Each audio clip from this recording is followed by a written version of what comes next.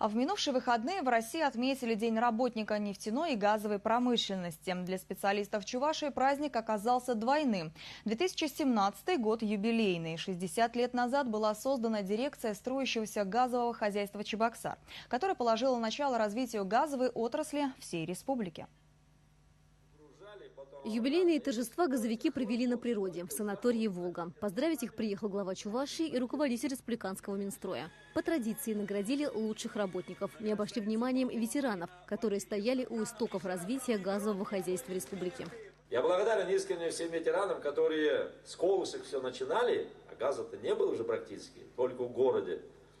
И с каждым годом без задержек, без каких-либо сбоев и прокладывались газопроводы, и потребители практически газифицируют свои дома, свои населенные пункты, организации коммерческой деятельности, учреждения социальной сферы получили совсем другой уровень жизни.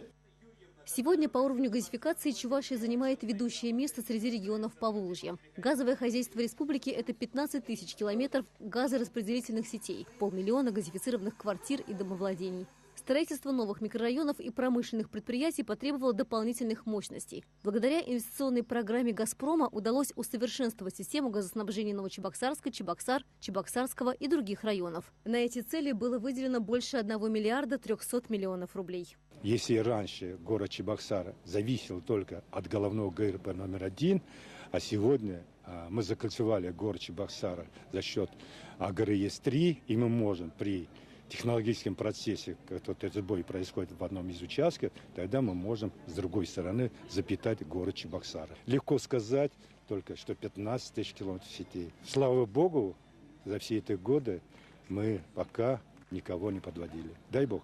И в дальнейшем безаварийная работа нашему хозяйству. Как отмечает руководитель компании, главное богатство здесь люди, мастера своего дела. Газовики, кстати, успешны не только в профессиональной деятельности, многие из них хорошие садоводы. Каждое подразделение подготовило к празднику выставку «Дары осени». Ее и представили гостям. Вкусные угощения, оригинальные композиции, самодельные игрушки. Активный отдых и спорт – традиционная составляющая праздника. Турнир по волейболу, тимбилдинг, конкурсы и задания на командную работу. Газовики Чувашии доказали, что умеют не только эффективно работать, но и дружно отдыхать.